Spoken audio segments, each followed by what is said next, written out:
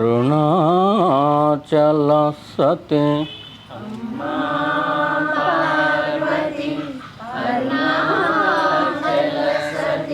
అమ్మా పార్వతి అరుణాచల సతి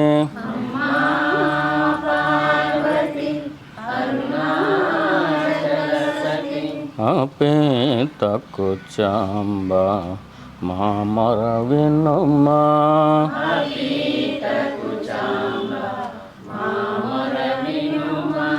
అపేత కుచాంబ మామర వినుమా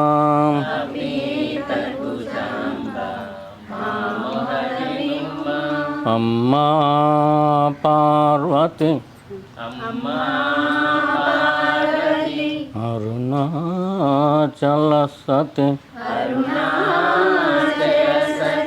అపేత కుచాంబ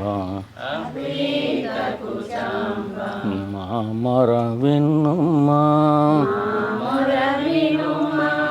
నీ పతి స్మరణము నీ పతి జపము నిజ నేను వేదకే పవిత్రత నిమ్ము నీ పతి స్మరణము నీ పతి జపము నిజ నేను వేదకే పవిత్రత నిమ్ము జ్ఞానమున సగడి అరుణాచలుని జ్ఞానమున సగడి అరుణాచలుని పాదము పట్టగా మాయను తొలగించు పాదము పట్టగా మాయను తొలగించు అమ్మా పార్వతి అరుణాచల సతి అమ్మా పార్వతి అరుణాచల సతి అపేత కుచాంబ మామర వినుమా అపేత కుచాంబ మామర వినుమా నీ పతి స్మరణము నీ పతి జపము నీ పతి స్మరణము నీ పతి జపము నిజ నేను వేదకే పవిత్రత నిమ్ము నిజ నేను వేదకే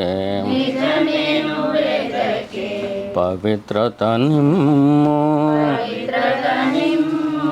జ్ఞానమున సగడి అరుణాచలుని జ్ఞానమున సగడి అరుణాచలుని పాదము పట్టగా మాయను తొలగించు పాదము పట్టగా మాయను తొలగించు అమ్మా పార్వతి అరుణాచల సతి అపేత కుచాంబా మామర వినుమా సాధన చేసే శక్తిని యువుమా సాధన చేసే శక్తిని యువుమా సంసారంలో యుక్తిని వసగుమా సంసారంలో యుక్తిని వసగుమా జ్ఞానాభ్యాసము నిష్ఠగా ఇవ్వుము జ్ఞానాభ్యాసము నిష్ఠగా ఇవ్వుము ఏ పని చేసినా సాధన చేయుము ఏ పని చేసినా సాధన చేయుము అమ్మా పార్వతి అరుణాచల సతి అమ్మా పార్వతి అరుణాచల సతి అపేత కుచాంబా మామర వినుమా అపేత కుచాంబా మామర వినుమా సాధన చేసే శక్తిని యువుమా సాధన చేసే శక్తిని యువుమా సంసారంలో యుక్తిని వసగుమా సంసారంలో యుక్తిని వసగుమా జ్ఞానాభ్యాసము నిష్ఠగా ఇవ్వుము జ్ఞానాభ్యాసము నిష్ఠగా ఇవ్వుము ఏ పని చేసినా సాధన చేయుము ఏ పని చేసినా సాధన చేయుము అమ్మా పార్వతి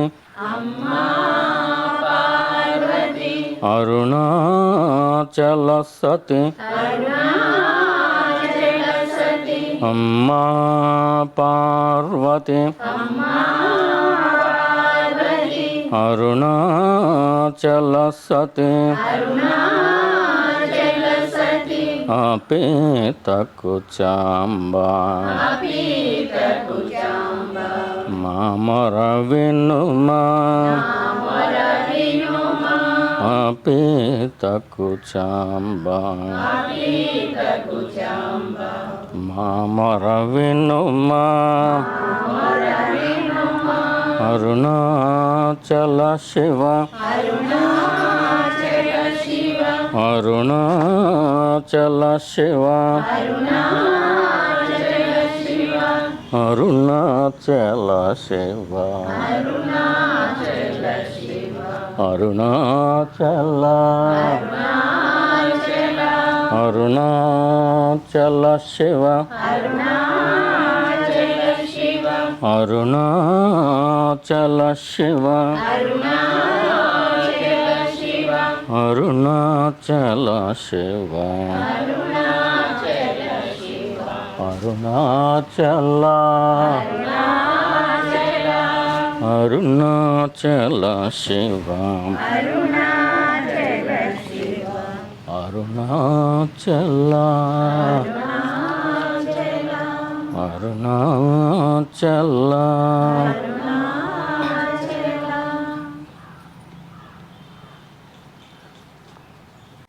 పుత్రిక కాబట్టి పార్వతి అని పిలుస్తారు. అరుణాచలేశ్వరులో అర్ధభాగం కాబట్టి అరుణాచల సత్య.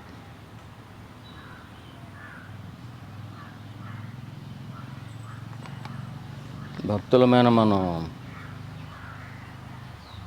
ఏం కోరుకుంటున్నాం అంటే, అమ్మ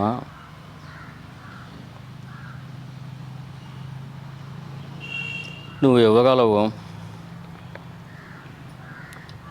మా మొర వినాలి నువ్వు. ఎందుచేతనంటే బిడ్డకి తండ్రి దగ్గర కంటే తల్లి దగ్గర చనువు ఎక్కువ ఉంటుంది. అందుచేత తల్లివైన నీ దగ్గర మేము చనువు తీసుకుంటున్నాం. సాక్షాత్తు మహాదేవుని భార్యవే,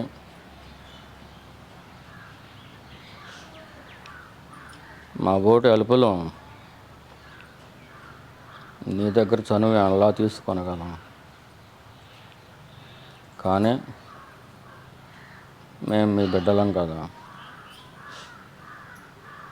బిడ్డకి తల్లి దగ్గర కంటే ఇంకెక్కడ ఎక్కువ చనువు ఉంటుంది. అందుచేత అరుణాచలేశ్వరుడిని చేరుకోవటానికి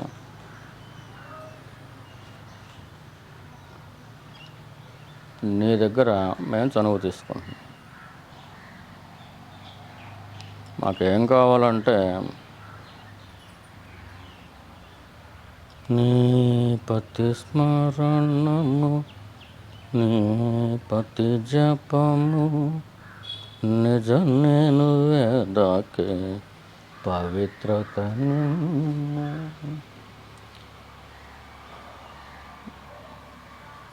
ఒకటి భక్తి మార్గం, రెండవది జ్ఞాన మార్గం. నీ పతి ఎవరైతే ఉన్నారో అరుణాచలేశ్వరుడు, ఆయన నిజంగా నిరంతరం స్మరించుకోవాలంటే ఒకటి అవసరం. అరుణాచల అరుణాచల అరుణాచల అని ఆ గిరి రూపం స్మరించుకోవాలన్నా ఒకటి అవసరం. ఏంటది? పవిత్రత అవసరం. ప్యూరిటీ లేకుండా ఏ ఒక్కరూ కూడా చేరుకోలేరు. ఆయన పాద సన్నిధినే చేరుకోలేరు.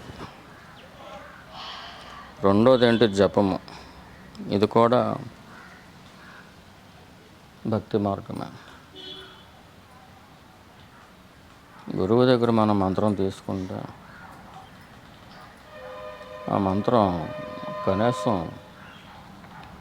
ఉదయం ఒక మాల, సాయంత్రం ఒక మాల జపం చేసుకోండి.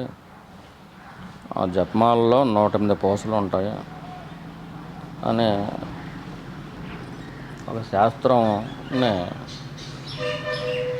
అనాదిగా లక్షల సంవత్సరాల నుంచి మన ఋషులు ఏదైతే పాటిస్తూ వస్తున్నారో, బోధిస్తూ వస్తున్నారో, ఉపదేశాలు ఇస్తున్నారో, ఒక మంచి మార్గం ఉంది, భక్తి మార్గం. దానిలో ప్రధానమైనది జప మార్గం.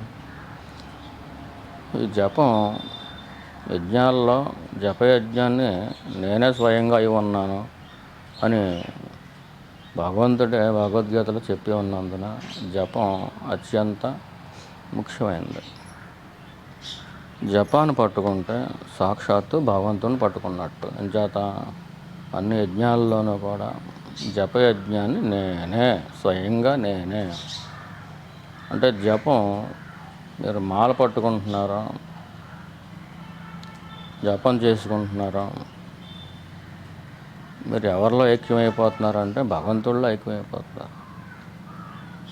అక్కడ చేసే మాలలో భగవంతుడు ఉన్నాడు, ప్రతి పూసలోనూ భగవంతుడు ఉన్నాడు, తిప్పే వేలులోనూ భగవంతుడు ఉన్నాడు, ఆ చెప్పే నోరులోనూ భగవంతుడు ఉన్నాడు, అంతటా భగవంతుడే ఉన్నాడు అనేది జపం ఫలితంగా మీకు తెలిసిపోతుంది.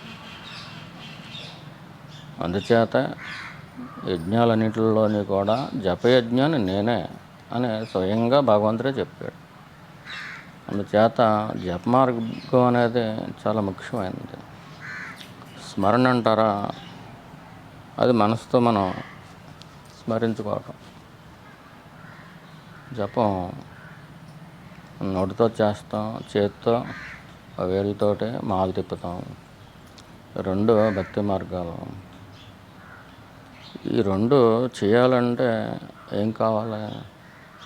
పవిత్రత కావాలి. ఎవరి స్మరణ అయితే నిరాటంకంగా జరుగుతుందో వారికి పవిత్రత ఉందని అర్థం. ఎవరి జపం అయితే నిరాటంకంగా జరుగుతుందో వాళ్ళకి పవిత్రత ఉందని అర్థం. మాది భక్తి మార్గం కాదండి, జ్ఞాన మార్గం అని చెప్పేవాళ్ళు అయినా కానీ ఒకవేళ జపం చేస్తే అది 108 పూసలకి నిరాటంకంగా జరిగితే వాళ్ళ దగ్గర పవిత్రత ఉన్నట్లు లెక్క. ప్యూరిటీ లేనట్టే అర్థం. ప్యూరిటీ ఉంటే కనుక వాళ్ళ మార్గం ఏదైనప్పటికీ కూడా జపం కూడా నిరాటంకంగా జరిగిపోతుంది. నిరాటంకం అంటే ఏంటి? అక్కడ కూర్చుని ఏదో పని తగులుతూ లెగుస్తారు, ఆటంకం అవుతుంది. ఇది కాదు, భౌతికమైన అర్థం కాదు. చేసే జపం ఏదైతే చేస్తున్నారో ఆ స్వామి మీదే మన మనసు లగ్నం కావటం, పూర్తిగా వేరే ఒక్క తలంపు కూడా రాకుండా ఉండటం. ఒక్క తలంపు లోకం తలంపు అవ్వచ్చు, దేహం తలంపు అవ్వచ్చు, ఏ తలంపు వచ్చినా కానీ మనసులోకి మన మనసు ఇంకా ప్యూర్ అవ్వలేదు అని అర్థం. ఇలా ప్యూర్ అవ్వాలి. మూడోది ఏంటి? విచారణ మార్గం. నిజం నేను వేదకే పవిత్రత నిమ్ము.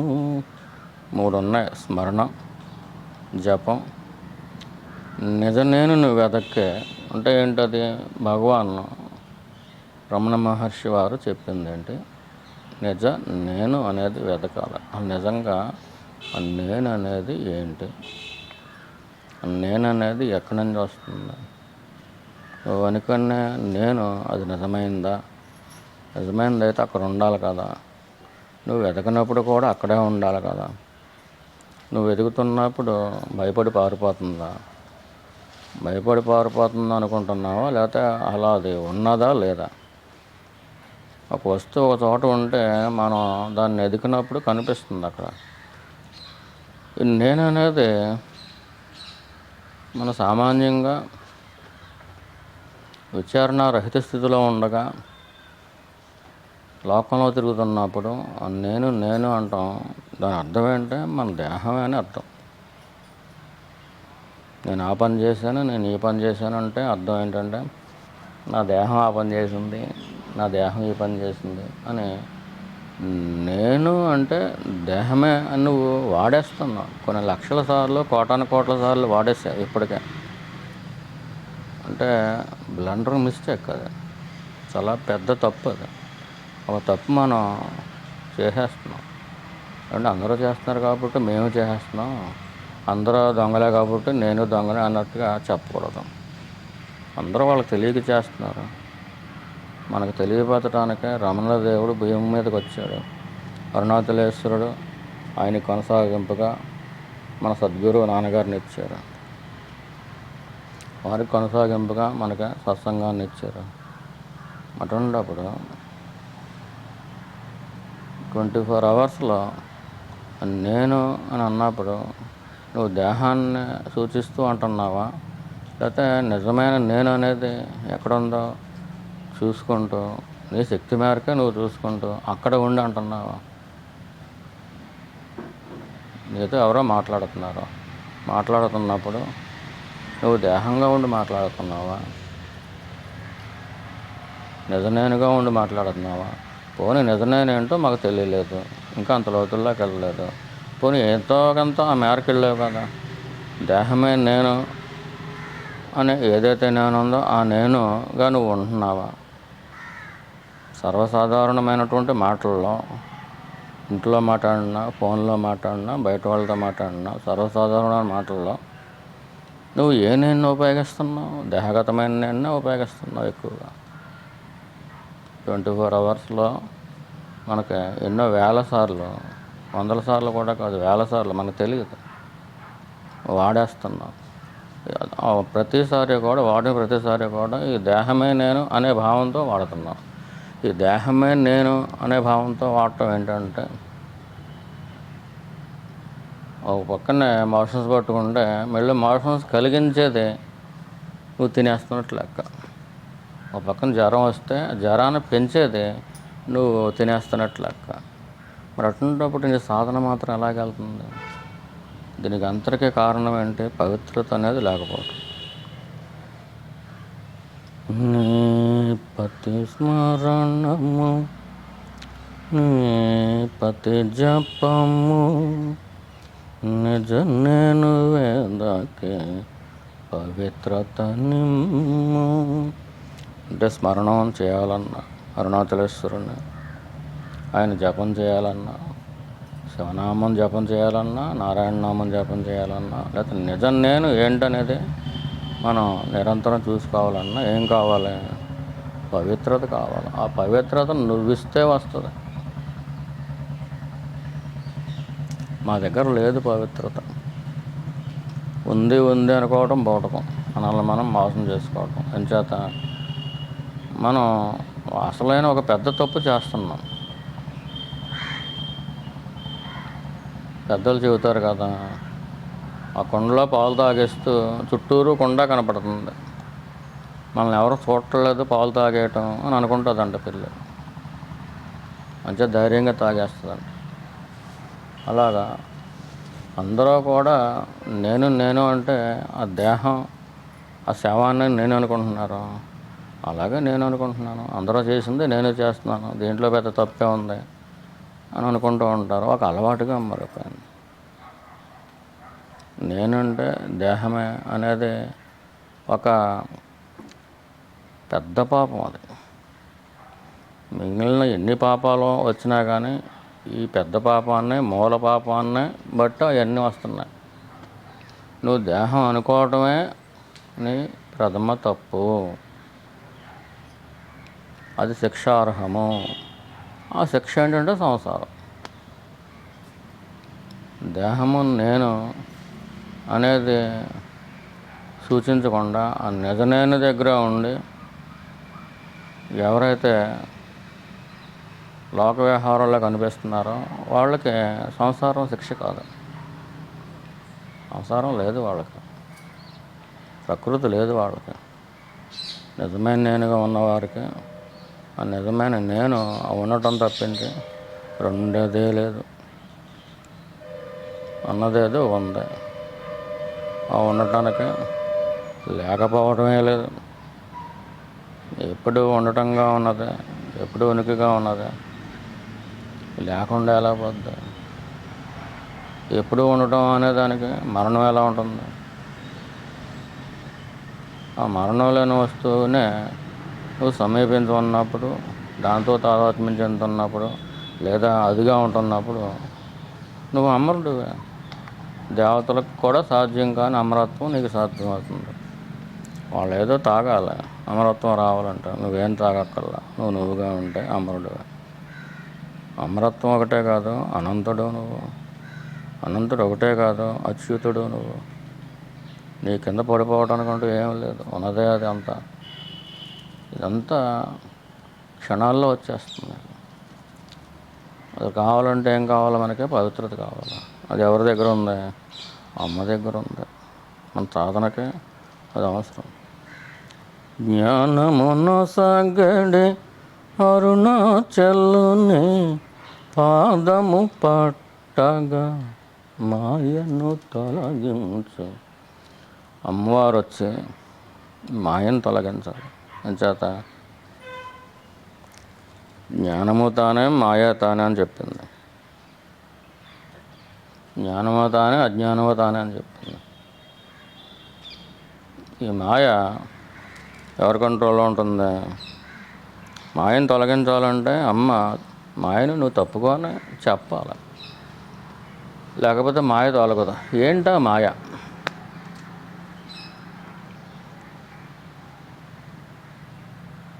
మనం దేహం అనుకోవడమే పెద్ద మాయ. దాన్ని మించిన మాయ లేదు. దేహం అనుకోకుండా దేహ తాదాత్మ్యాన్ని తీసి పక్కన పెట్టి చూడు, అప్పుడు నీకు మాయ ఎలా వస్తుందో గమనించు. నువ్వు దేహం కాదు. నువ్వెవరో తెలియకపోయినా, ఇప్పటివరకు నువ్వెవరో నీకు తెలియలేదు. తెలుసుకునే మార్గంలో ఉన్నావు. ప్రస్తుతానికి ఏమైంది? నేను అంటే దేహం అంతా నేనికని తెలుస్తుందా? నువ్వు దేహం లోపల ఎక్కడో హృదయ స్థానంలో ఎక్కడో నేను అనేది ఉన్నట్టుగా తెలుస్తుంది. కానీ దేహం అంతా కూడా ప్రకంపన వస్తుందా? దేహం అంతా తాదాత్మ్యత వస్తుందా నేను అంటే?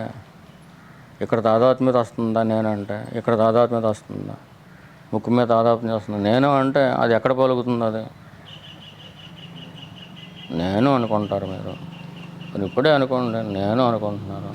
నేను అనుకున్నప్పుడు అది కాళ్ళల్లోనూ, చేతుల్లోనూ, ముక్కుల్లోనూ, చెవుల్లోనూ, కళ్ళల్లోనూ ఎక్కడైనా నేను అంటే ఇది అని ఎక్కడ అది ఉన్నట్టుగా మీకు స్పష్టమవుతుంది. అసలు లేదా అంటే ఉంది. అది హృదయ స్థానంలో ఎక్కడి నుంచో వస్తుంది. దాని హృదయము, హృత్ అయము, హృదయము ఏది ఉందో అదే దాని స్థానం. అక్కడి నుంచి వస్తుంది. అది అక్కడి నుంచి వస్తుంది కదా. అంటే దేహంలోంచి వస్తుందా? కొన్ని అలాగని బయట నుంచి వస్తుందా? ఎక్కడి నుంచి వస్తుందో తెలియట్లేదు. కానీ దేహం నువ్వు అనుకుంటున్నావు కాబట్టి నీ దేహంలోనే హృదయం ఉంది అనుకుంటున్నావు కాబట్టి లోపల నుంచి వస్తుందని నీకు తెలుస్తుంది. నీ దేహం లోపల నుంచి వస్తుంది. నీ దేహం లోపల నుంచి నేననేది వచ్చినప్పుడు మరి దేహం అంతా నువ్వు కాదు కదా. మిగతా దేహం అంతా కూడా కొన్ని దేహం లోపల ఎక్కడి నుంచో వస్తుంది. అది ఏమన్నా పోనీ ఒక ఆబ్జెక్టా? ఆ గుండెకాయ అది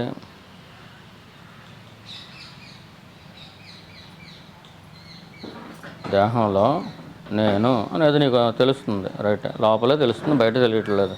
ఆ స్తంభాల్లోనో గోడల్లోనో ఎక్కడో తెలియట్లేదు. నీ లోపలే, నీ దేహం లోపల నేను అనేది ఎక్కడో ఉన్నట్టుగా నీకు స్పష్టంగా తెలుస్తుంది. ఆ నేను అనేది ఒక మాంసఖండంగా నీకు అనుభూతి వస్తుందా?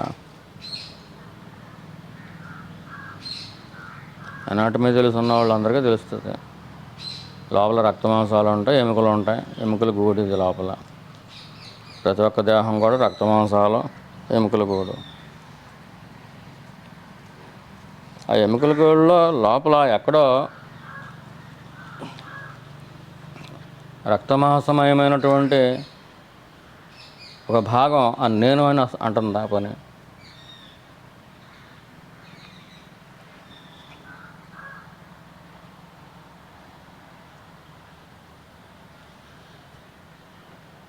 మనం క్లారిటీతోటి వెళ్దాం, స్లోగా స్టడీగానే వెళ్దాం, కంగారలేదు. నేను అంటున్నాను.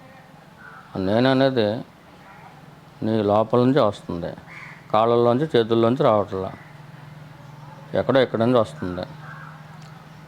ఆ స్పాట్ ఏంటో నువ్వు కనిపెట్టలేకపోతున్నావు. సరే, స్పాట్ అమ్మానికి అనవసరం. కానీ నేను నేను నేను అనేది వస్తుందా రావట్లేదా? వస్తుంది. అది అక్కడ ఏమైనా మాంసం ఉండి అది అంటుందా? అది స్పందిస్తుందా? అక్కడ ఏమైనా మాంసం ఉండి, లేకపోతే ఎముకలు ఉండి, రక్తం ఉండి దాని స్పందన అదే. అంటే నేను అనేది నీ లోపలే ఉన్నట్టుగా నీకు అనిపిస్తున్నప్పటికీ కూడా నీతో ఏమాత్రం సంబంధం లేదు. నీ దేహం లోపల నుంచి వస్తున్నట్టుగా నీకు అనిపిస్తున్నప్పటికీ కూడా ప్రాథమిక దశలో అలా ఉన్నా కానీ ఈ దేహానికి ఏమాత్రం అంటుకోకుండా ఉంది అది. దానికి నీ దేహానికి ఏమాత్రం స్పర్శ లేదు, అసలు అంటుకోవట్లేదు, కలిసిపోయి లేవు. అంటే దేహంలో ఒక భాగము కాదు నేను అనేది, అలాగే దేహంలో ఒక భాగంతో కలుస్తున్న ఒక శక్తి కాదు, అది సెపరేట్. టోటల్గా నీకు ఏం అర్థం అవుతుంది? నేను అనేది అలా అనిపిస్తున్నప్పటికీ, నీ దేహంలోంచి వస్తుంది అని అనిపించినప్పటికీ కూడా నీ దేహంలో ఒక భాగం కాదు అది.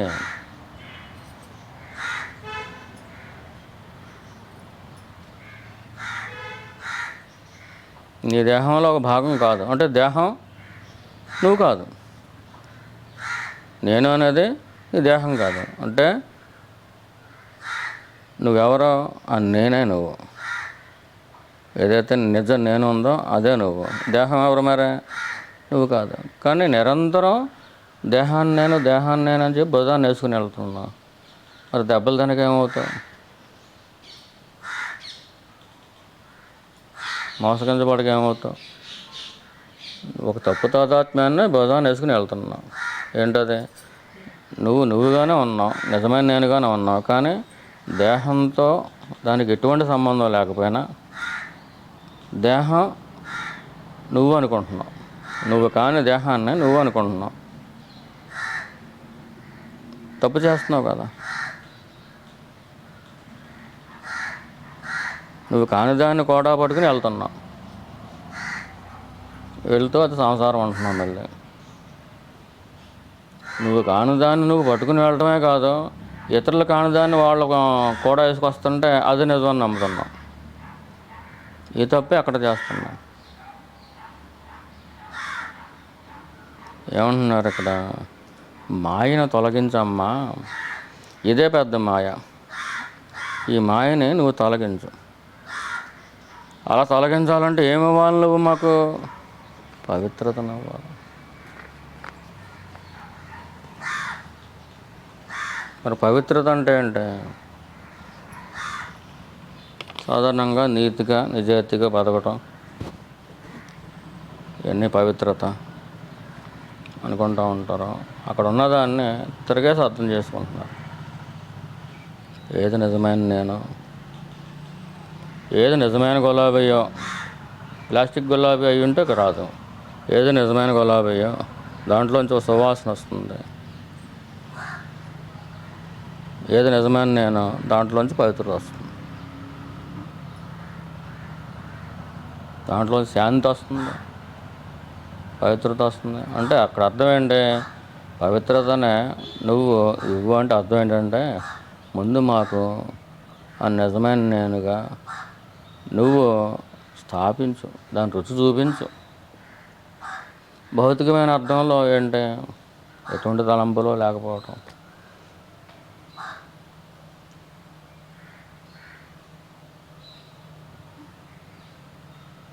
మొత్తం తలుపులు కిటికీలు అన్నీ తెరిచేసి కాశీ వెళ్ళిపోతే ఎవరో దోసుకోకుండా ఎక్కడ ఉంటారు?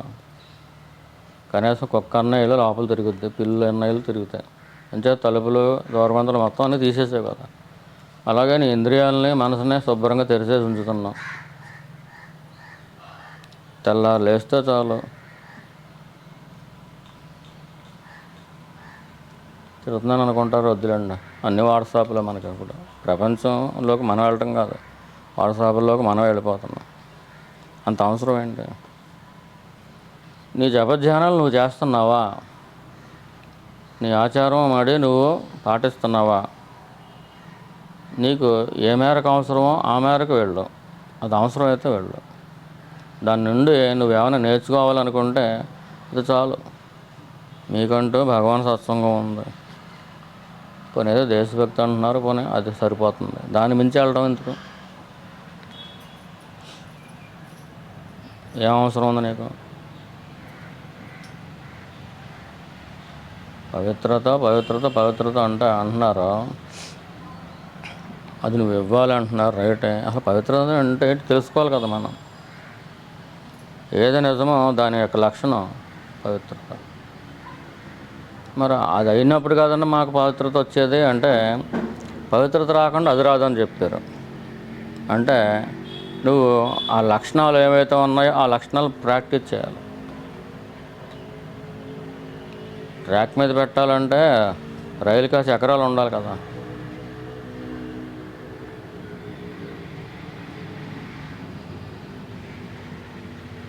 ఎవరు సత్యమో వారి దగ్గర కొన్ని లక్షణాలు ఉంటాయి.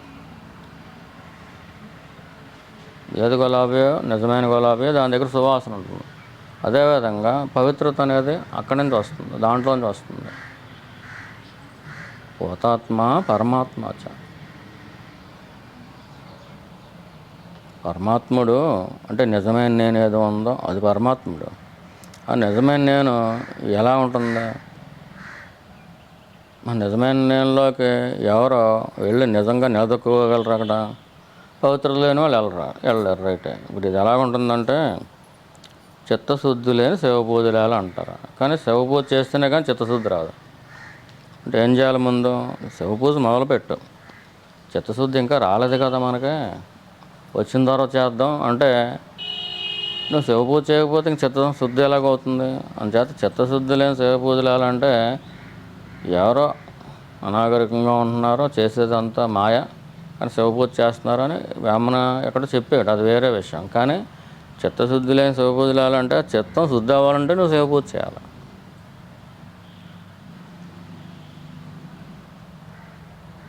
దానికంటూ నువ్వు శివపూజలో పడిన తర్వాత, శివధ్యానంలో పడిన తర్వాత, జ్ఞాన మార్గంలో వెళ్ళగా నీకు కొన్ని లక్షణాలు వస్తాయి, నీకు కొన్ని క్యారెక్టర్స్ వస్తాయి. ఆ క్యారెక్టర్సే పవిత్రత. నువ్వు ఎవరిని ద్వేషించలేవు. ఆ లక్షణం వస్తే పవిత్రత కొంచెం కొంచెం సిద్ధిస్తుంది.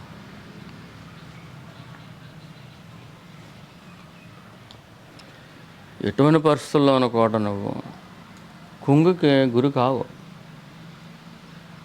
పొంగికి లొంగవు. పవిత్రత యొక్క లక్షణం.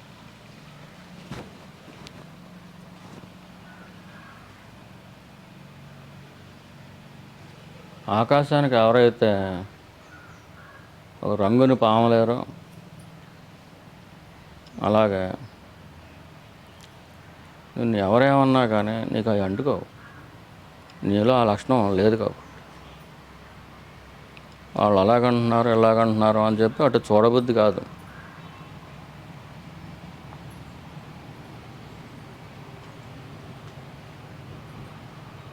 అమ్మ మాకు పవిత్రతనియ్యి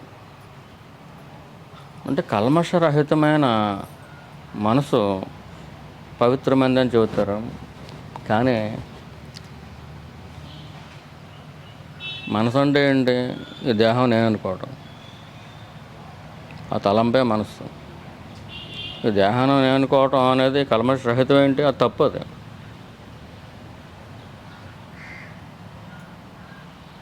అంచేత మనసుల్లో పవిత్రత ఉండే అవకాశం లేదా? మనోపేరు దాటి ఉంటుంది పవిత్రత. దాని యొక్క లక్షణాలు మనసు మీద ప్రవహించినప్పుడు, అంటే ఎవరైతే దేహ తాదాత్మ్యం చెందుతున్నారో వాళ్ళకి ఒక రకమైన మనసు ఉంటుంది, ఏర్పడుతుంది. అది మనసు అనేది లేకపోయినప్పటికీ కూడా దేహ తాదాత్మ్యత వల్ల ఆ భ్రమలో ఉంటారు. ఇదంతా భ్రాంతి. నేను దేహాన్ని అనుకోవడం భ్రాంతి. ఆ భ్రాంతినే మనసు అంటున్నారు. ఎవరైతే ఆ భ్రాంతిలో ఉండి ఆ భ్రాంతిని తొలగింపు చేసుకోవడానికి ఏ లక్షణాలు అయితే రావాలని చెప్పి ప్రాక్టీస్ చేస్తున్నారో వాళ్ళు పవిత్రతలోకి వెళ్తారు. పవిత్రతలోకి వెళ్ళిన తర్వాత మనసులో ఏనే లేదని తెలుస్తుంది, భ్రాంతి తొలగుతుంది. మబ్బు ఎలాగైతే విడిపోయినప్పుడు సూర్యుడు కనిపిస్తాడో, సూర్యుడు ఎప్పుడూ ఉన్నాడు, మబ్బు ఉండటం వల్ల కనిపించలేదు. మబ్బు శాశ్వతం కాదు, గాలి కొట్టేస్తుంది. అలాగే మనసు శాశ్వతం కాదు, సత్సంగం దాన్ని గెంటేస్తుంది. అది గంటేసినప్పుడు మనకు తెలుస్తుంది. సత్యం యొక్క సన్నిధి ఒక్కటి చాలు. మనసు అనేది లేనే లేదని తెలుసుకోవటం.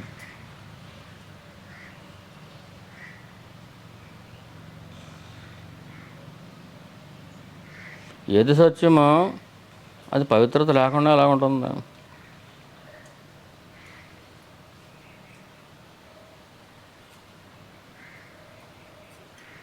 ఇక్కడ మనం మొరపెట్టుకుంటున్నాం ఏంటంటే, మనం మొరపెట్టుకున్నది ఏంటంటే, ఏ అర్థంలో ఏంటంటే, అమ్మ అరుణాచలేశ్వరుని స్మరించుకుందాం అనుకుంటున్నాను, ఆయన స్మరణ రావట్లా, అప్పుడప్పుడు వస్తుంది.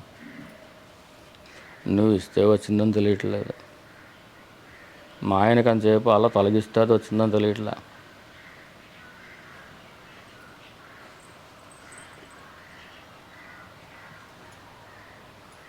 ఈ రక్త మాంసాలతో కూడుకున్న ఈ దేహం, ఈ శవం నేనేంటి? నేననేదానికి ఈ శవంతో కలపటం ఏంటి అసలు? నేను ఎప్పుడైనా ఏ క్షణంలో అయినా శవంగా ఉందా? కొంచెం కూడా సంబంధం లేదు. మీ దేహానికి నేను అనుకున్న దానికి కొంచెం కూడా సంబంధం లేదు, కానీ అది కలిపేసుకుంటున్నాం. ఇలా కలిపేసుకోవటం వల్ల అపవిత్రత పుట్టింది.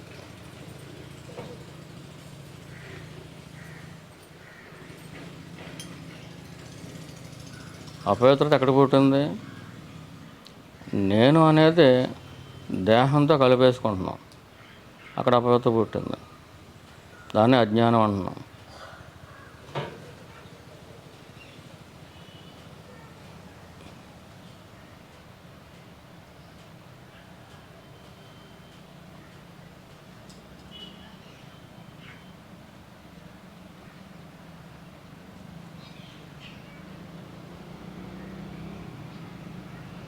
నేను మెలకుగా ఉన్నాను అంటున్నావు, నేను నిద్రపోయాను అంటున్నావు, నేను కలగన్నాను అంటున్నావు. నేను చేస్తుంది ఈ పనులన్నీ.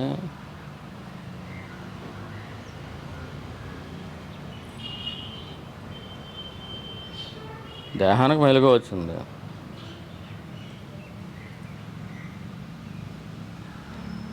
దేహం నిద్రపోయింది. మరి కలగన్నది ఎవరు? దేహానికి ఎప్పుడు మెలకు వస్తుంది? ఈ దేహం నేను అనుకుంటుంది ఒకటి ఉంది, అది భ్రాంతి అయినప్పటికీ కూడా అది కలగంటుంది, అదే కలగంటుంది, అదే మెలకు అంటుంది. మన క్లారిటీ రావాలి.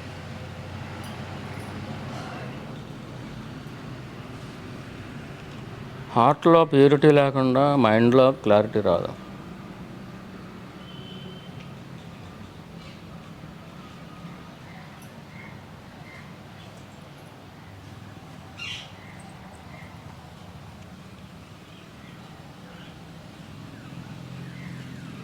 హార్ట్ అంటే ఎప్పుడు ప్యూరే కాదు అనుకోవచ్చు. నువ్వు సాధనా దశలో ఉండగా ఇది అన్వయించుకుంటే అలా చెప్పబడుతుంది. అంటే నువ్వు దేహమైనా నన్ను ఎప్పుడు అనుకోకుండా నేను ఎవరో చూసుకుంటూ ఉండు. అది నీ వల్ల కాకపోతే కొన్ని స్మరించుకో, జపించుకో, నిరంతరం తరించే మార్గంలో ఉండు. స్మరణ చేయగా అప్పుడు నువ్వు ఒక లోతుల్లోకి వెళ్తావు. ఆ లోతుల్నే హృదయం అంటున్నారు. వాళ్ళకి అదే హృదయం అంటే, హృదయం యొక్క లోతులో అంటే మూలమే హృదయం అని చెప్పబడుతుంది.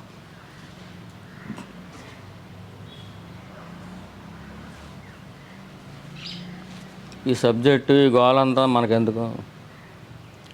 నేను అని చూసుకో.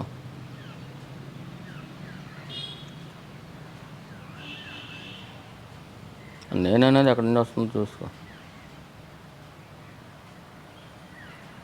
నువ్వు చూసుకోకుండా నేను అంత పూజ చేశాను, ఇన్ని దేవాలయాలకు వెళ్ళాను, ఇన్ని నదుల్లో మెలిగాను,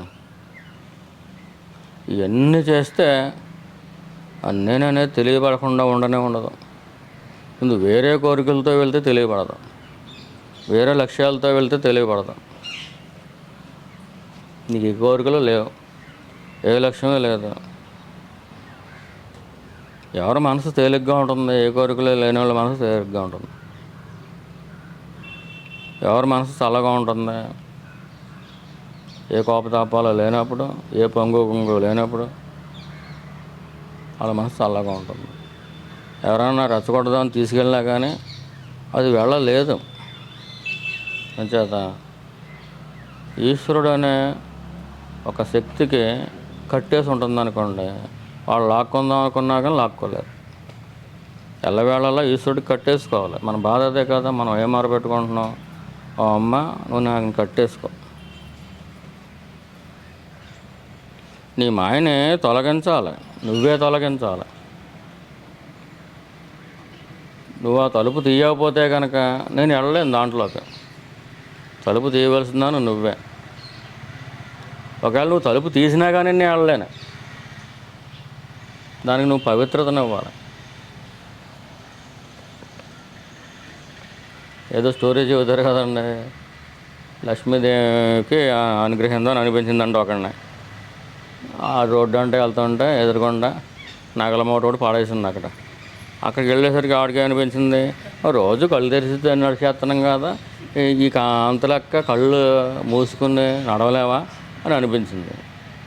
ఆ కాంత లెక్క కళ్ళు మూసుకుని వెళ్ళాడు. ఓ అమ్మ, నువ్వు ఒకవేళ నువ్వు అనుగ్రహించినా కానీ, తలుపు తీసినా కానీ, నువ్వు మాయ అనే తలుపుని తొలగించినా కానీ నేను వెళ్ళలేను. హృదయంలోకి నేలలోకి వెళ్తాను, నా నిజమైన నేలలోకి నేలకి వెళ్తాను, వెళ్ళలేను. ఎంచేత పవిత్రతను మిస్ అవుతున్నాను అక్కడ. ఇది కావాలి, అది కావాలి. అమ్మ తొలగించాలి. అలాగే దానికంటే ముందు తొలగించేసినా కానీ మనం సముద్రం కాదు. మన కళ్ళు మనమే కట్టేసుకుంటాం, మన కళ్ళు మనమే మూసేసుకుంటాం. ఇంకొకళ్ళు వచ్చి మూయక్కల్లా, మనల్ని ఇంకొకళ్ళు వచ్చి పాడు చేయక్కర్లేదండి. మనంతా మనమే పాడైపోతాం. 99.99% ఎప్పుడూ కూడా మనకు మనమే పాడవుతాం. ఇతరులు పాడు చేసేది తక్కువ. ఇతరులు నిన్ను పాడైపో అని చెబుతారా? అలా చెప్పరండి. తీగా చెబుతారు, పాడు చేసేస్తారు అంటారా? అక్కడ కూడా నువ్వు ప్రలోభానికి గురవుతున్నావు. తప్పు నీదే.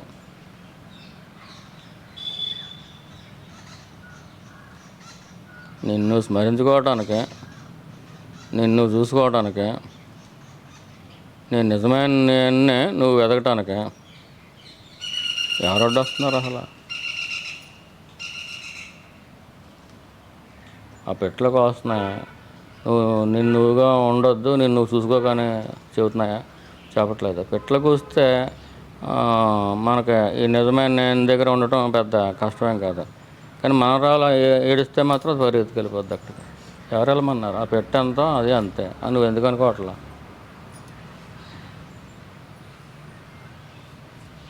అంటే దానికి మనకి ఏదో ఒక కనిపించిన తాడు ఉంది కదా, ఆ తాడు తగ్గేసేసుకోండి, విడిచిపెట్టిన సంవత్సరాలు అంటలేదు. పవిత్రత లేమి. పవిత్రను సంపాదించు. నిజమైన వైరాగ్యం అంటే ఏంటో తెలుసుకో.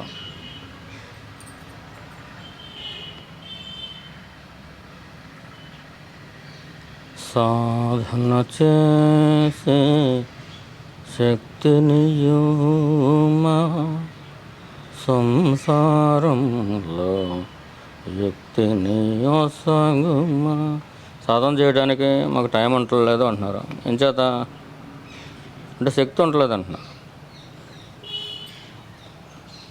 దేహానికి ఒక శక్తి ఉంటుంది. ఎంచేతంటే తిండి తింటున్నారు కాబట్టి. దేహం తిండి తింటుంది కానీ మనసు లేకుండా తింటుందా? మనసుకే ఏది ఇష్టమో అది తింటుంది. అలాగే మనసుకే బాగోలేదు అనుకోండి, తిండి తగ్గించేస్తుంది. తినవలసిన దేహం కదా. మనసుకైనా దేహానికి మధ్య రకంగా 4 దాన్ని పెట్టాడు. 4 కూడా బాగానే పనిచేస్తుంది. ఏదైనా గొడవల్లోకి వెళ్ళామనుకోండి, మనసు దుఃఖిస్తుంది అనుకోండి. గొడవలు కాకపోతే ఏదో విషయం తెలిసింది, మనసు దుఃఖిస్తుంది, బాధేస్తుంది. అటుండప్పుడు 4 మీద తేనె వేసుకుంటే తేనె రుచి తెలుస్తుంది. కానీ ఏ స్థాయికి వెళ్ళిపోతామండి మనం? నాలుగు మీద తేనె చొక్క వేసుకుంటే చేదుగా అనిపించదు. ఆ స్థాయికి వెళ్ళిపోతాం. మన మనసు ఆ స్థాయికి వెళ్ళిపోతుంది. అంటే అర్థం ఏంటి? నాకు తిండి ముఖ్యం కాదు, ముందు ఆ సంగతి తేల్చు. దేహానికి అవసరం రా బాబా, తినరా. ఇంకో రకం ఉంటారు, లోకంలో వాళ్ళకి ఏది పట్టదు, తిండే తిండి. వాళ్ళు సాధకులే కాదు. అలా సాధకులైన వాళ్ళ కోసం మనం మాట్లాడుకుంటాం. అంటే సాధన చేసే శక్తిని ఇవ్వమా అంటే అమ్మవారి శక్తి ఇస్తుంది, కానీ మనం ఏం చేస్తున్నాం? ఇచ్చిన శక్తిని దేనికి ఉపయోగించుకుంటున్నాం? కాట్లాడడానికి ఉపయోగించుకుంటున్నాం, మాట్లాడడానికి ఉపయోగించుకుంటున్నాం, పాటలాడుకోవడానికి ఉపయోగించుకుంటున్నాం, ఇంకా రకరకాల విషయాల్లో ముంచేస్తున్నాం. భౌతికమైన విషయాల్లో, లోకానికి సంబంధించిన విషయాల్లో దాన్ని చక్కగా ముంచి తీస్తున్నాం పైకి.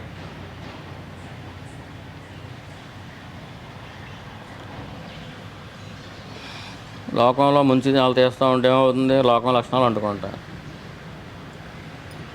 అంచేత నీకు నీ అంతటి నీకే తెలిసిపోతుంది, నీ మనసు అధీనంలో నీ శరీరం ఉంది. నిజానికి అన్నామలై స్వామి ఏం చెప్పారంటే, మనందరూ ఏమనుకుంటున్నామంటే మనకు ఒక బాడీ ఉంది, ఆ బాడీ లోపల మైండ్ ఉంది అనుకుంటున్నాం, మనసు ఉంది అనుకుంటున్నాం. ఆయన అలా చెప్పలా. This body is the shadow of the mind.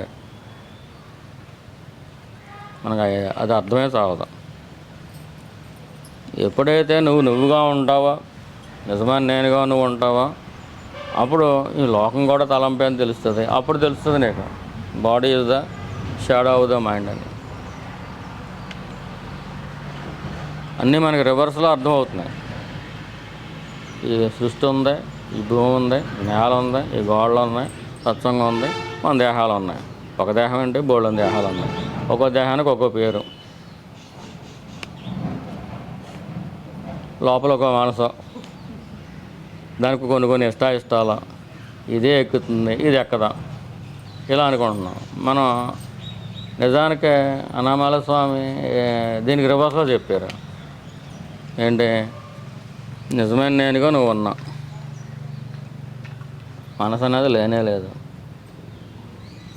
Suppose ఉంది అనుకుంటున్నాను, అది ఒక భ్రాంతి. ఆ భ్రాంతికి ఇంకొక నీడ. మనసు అనేది ఒక భ్రాంతి, నిజం కాదు.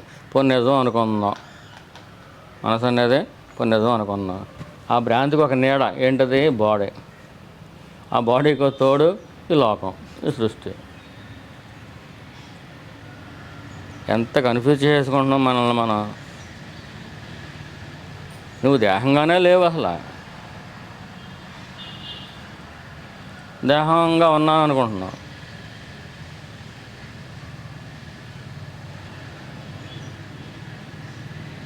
అదండి కనపడుతున్నాయి కదా, కాళ్ళు చేతులు కనపడుతున్నాయి కదంటే కళ్ళలోకి వెళ్ళోసారి, కళ్ళలో కూడా కాళ్ళు చేతులు కనపడతాయి. నీ కాళ్ళు చేతులే కదా, బోర్డులోని కాళ్ళు చేతులు కనపడతాయి. మరి అది నిజమా? కళ్ళ ఉన్న కాళ్ళు చేతులు దేహాలు నిజం కానప్పుడు ఎలా ఉన్న ఈ కాళ్ళు చేతుల దేహాలు ఎలా నిజమవుతాయి? ఆ కలగనేవాడు వాడు ఉన్నాడు కదా అని పట్టుకో. అలాగే ఆ కలగనేవాడే ఇప్పుడు కూడా ఎలాగంటున్నాడు అని పట్టుకో.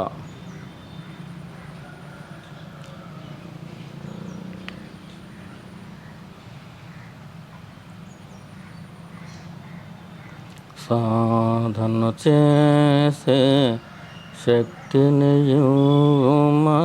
అంటే మనకు కూర్చుంటాకే, జపం చేసుకుంటాకే, కొంతమందికి కూర్చుంటానికి కూడా శక్తి ఉండలేదు. పని చేయడానికి లేజీ శక్తి కాదు, అసలు కూర్చోడానికే శక్తి ఉండలేదు. రాత్రి 2 గంటలు 2 దాకా సినిమాలు చూస్తారా, చెత్త సాధారణ చూస్తారా. పొద్దున్నే 3 లేచిపోవాలంటే ఎక్కడ కుదురుతుంది? 2 దాకా సినిమాలు చూసి 3 లేచిపోవాలి, ఎక్కడ కుదురుతుంది? పోనీ 4 అలా లేగుతారు, పోనీ 5 అలా లేగుతారు, ఎప్పుడో లేగుతారు.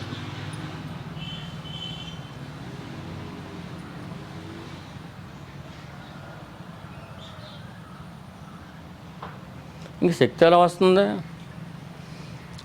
మనసులో ఇంత చెత్త పెట్టుకుని శక్తి ఎలా వస్తుందండి?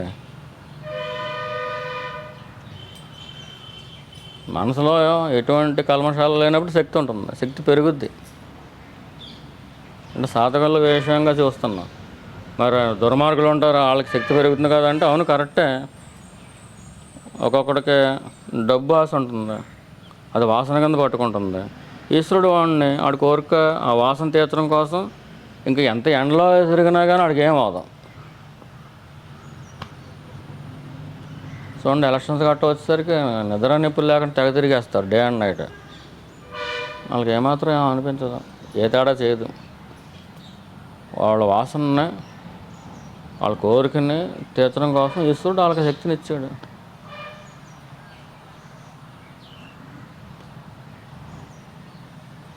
పాడైపోవడానికి ఆ వాసన పట్టుకుని ఓ ఈశ్వర ఇది నాకు కావాలి అని దాని చుట్టూ తిరిగితే అలా శక్తినిచ్చినాడు. బాగుపడటానికి సాధన కావాలి, నాకు నువ్వు శక్తిని ఇవ్వు అంటే ఇవ్వడా అని అడగట్లేదు. అడగకపోతే ఎలాగిస్తాడు? దాని అవసరం మనకు తెలియనప్పుడు మనం ఎలా అడుగుతాం?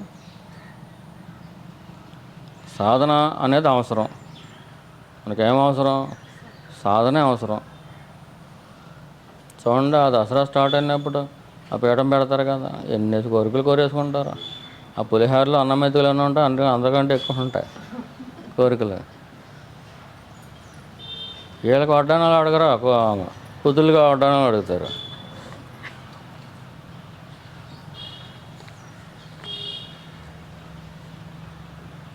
మేము కోరుకోలేదు కదండి, సంకల్పంలో చెప్పుకోలేదు కదండి అంటే కుదరదు. అక్కడ నువ్వు సంకల్పంలో చెప్పుకోకపోయినా కానీ నీ మనసులో ఏ సంకల్పం ఉందో అది చూస్తాడు ఈశ్వరుడు, చూసి అది నెరవేరుస్తాడు. ఇలా ఎన్ని జన్మల్లో వాళ్ళతో పడిపోయాం? 10 జన్మల, 100 జన్మల, వేల జన్మల, లక్షలాది జన్మల, ఎన్ని జన్మల్లో మనం బలతా పడ్డాం? ఇప్పటికైనా సిగ్గుందా మనకి? మిమ్మల్ని అంటలేదండి, మమ్మల్ని మేము అనుకుంటున్నాం. నాకు ఇప్పటికైనా సిగ్గు అనేది ఏడుస్తుందా మనకు? ఇంకేం కోరుకుంటాం? ఇది నిజం కాదు, ఈ మనుషులు ఎవరో నిజం కాదు, ఇదంతా తలంపే. మనుషులు ఎవరు నిజం కాదంటే మా కుటుంబంలో నిజం అనుకోకూడదు. మన కుటుంబం కూడా ఇది ఒక కళ అంతే. మనం ఏదైతే కోరుకున్నామో వాళ్ళని ఇచ్చాడు. అలాగే మనకి ఏవైతే తప్పులు చేస్తామో ఆ తప్పులు శిక్షలు కూడా ఇస్తాడు. మంచి పని చేస్తే చిన్నపిల్లలు చూడండి, ఈడు నా పెన్ తీసేసుకుంటా అంటారు అనుకోండి, అని అడిగితే నేను తీసుకోలేదు అంటాడు. తీసుకున్నట్టు ఆడే కానీ నేను తీసుకోలేదు అంటాడు. అలాగే మనకి ఏమైనా భగవంతుడు శిక్ష చేశాడు కానీ నేను అటువంటి పని ఎప్పుడు చేసుకోలేదు అంటాం. ఆ చిన్నపిల్లలకి మనకి తేడా ఉంది. భగవంతుడు మనకి ఏదో శిక్ష చేశాడు అనుకోండి, దాన్ని ఒవే చేయం కదా మనం. ఆడు ఎంత నేను పెన్ తీయలేదన్నా కానీ ఆ పెన్ ఎక్కడ దాచాడో చూపించి, ఇదిగో నీ బ్యాగ్లో ఉంది కదా అని చెప్పి ఈ బదులు కొడతాడు. అదే శిక్ష. ఈ బదులు కొట్టిన తర్వాత ఇంకా అప్పుడు కూడా నేను తీయలేదని అంటాడా? అలాగంటే కనుక వాడు ఇంకా చాలా దుర్మార్గ స్థాయికి వెళ్ళిపోతున్నాడు.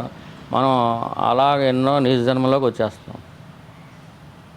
భగవంతుడు దయ తెలిసి ఏదో మానవ జన్మ ఇచ్చాడు, కొంచెం బుద్ధిని ఇచ్చాడు, మనసు ఇచ్చాడు. కానీ దాంట్లో కల్మషాలు ఉన్నా కానీ తొలగించుకునే విధానం ఒకటి చెప్పాడు.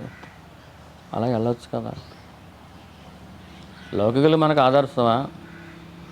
మహర్షుల ఆదర్శమా మనకి? లౌకికుల ఆదర్శం అంటే ఏంటి? వాళ్ళు ఎప్పుడూ కోరికల కోసం తిరుగుతారు. 100కి 99 మంది అలాగే తిరుగుతారు, ఏ గుడికి వెళ్ళినా అలాగే చేస్తారు.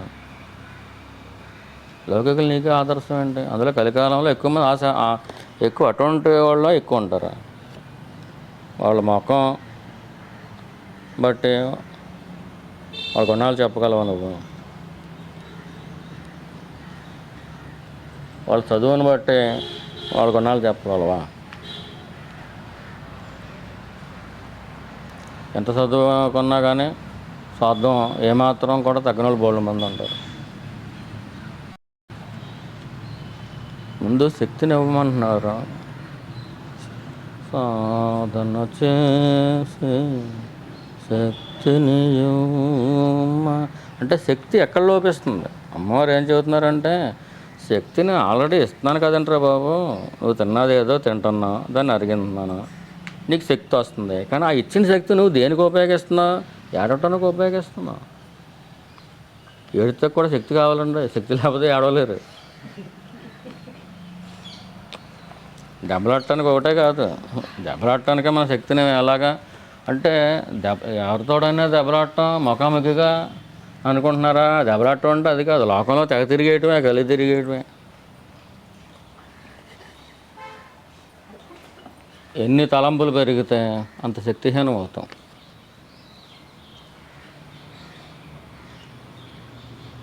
బళ్ళోకి వెళ్ళడానికి ఇష్టం లేదండి అడిగా. అది ఏడుతాకనే వెనక్కి పరిగెత్తుకొచ్చేస్తాకే శక్తి వస్తుంది.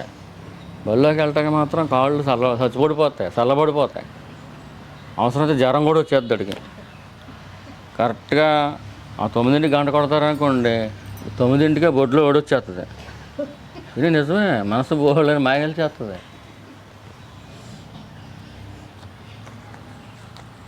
ఆ బొడ్లో కూడా నిజమే. ఆడికి మనసు క్రియేట్ చేసింది ఆ జబ్బుని.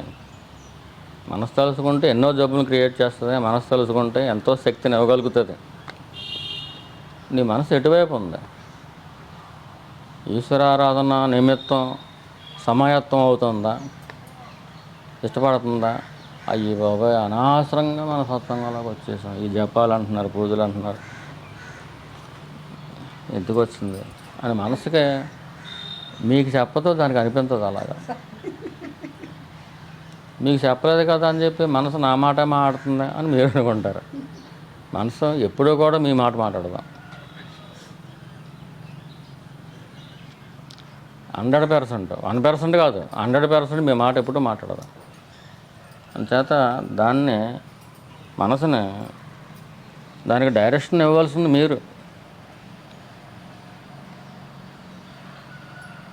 మనసు అసలు ఒక మాట చెబుతుంది.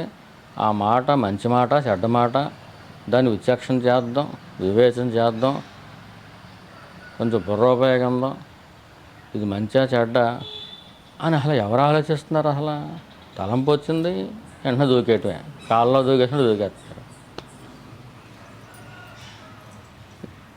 కొంచెం ఎండాకాలం వచ్చేసరికి పిల్లలు శుభ్రంగా కాళ్ళలో దూకుతారు కదండి. అలా తలంపు వచ్చేసారి వెంటనే దాన్ని ఇంప్లిమెంటేషన్ చేసేస్తున్నారు, దాన్ని ఆచరణలో పెట్టేస్తున్నారు. ఒక తలంపు వస్తే ఆ తలంపు దేనికి సంబంధం వస్తుంది? అది లోకంలోకి తీసుకెళ్తుందా, లోపలికి తీసుకెళ్తుందా?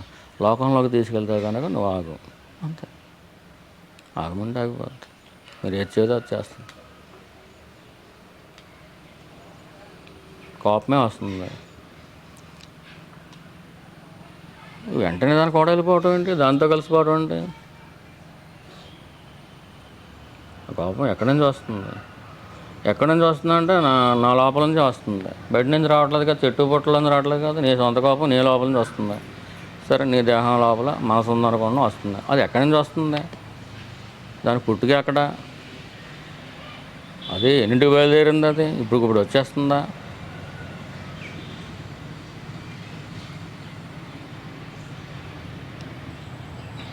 మనం కోపం వస్తుంది అని చెప్పి గమనించట్లేదు. వాడేదో తప్పు చేశాడు, మనకు ఆటంకం కలిగించాడు అని చేత ఇది రియాక్షన్ అని మనం అనుకుంటున్నాం. మీ లోకం ఏంటది? నీ కళ. ఇది నీ కళ నువ్వే సృష్టించుకుంటున్నావు. ఈ లోకం కూడా నువ్వే సృష్టించుకుంటున్నావు. నీ కళ్ళలో ఒక పాత్ర చేత నువ్వే తిట్టించుకుంటున్నావు. నువ్వే తిట్టించుకుని దానికి మళ్ళీ నువ్వే రియాక్షన్ చెబుతున్నావు. ఆడవాడు ఎలా చెబుతాడు? నీ కళ వచ్చింది, కళ్ళలో నీకు శత్రువు ఉన్నాడు. ఆ శత్రువు చెప్పిన డైలాగు నీ మనసులోంచి వచ్చిందా? నీ మనసు రాసిన స్క్రిప్ట్ కాదా అది? లేదా బయటదే అది? నీకు వచ్చిన కళ్ళలో నీ శత్రువు నేను తిట్టాడు, రైటే. నీ శత్రువు తిట్టింది నీ శత్రువు స్క్రిప్టా, నీ సొంత స్క్రిప్టా?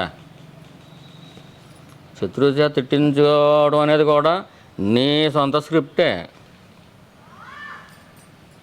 కళ్ళలో జరిగిన ప్రతి సంఘటన, ప్రతి ఈవెంట్లో ఉన్న ప్రతి డైలాగు కూడా నీ మనసు సృష్టే. కానీ అసలు వాళ్ళు ఎక్కడున్నారు? అసలు అక్కడ మనుషులు ఉన్నారా?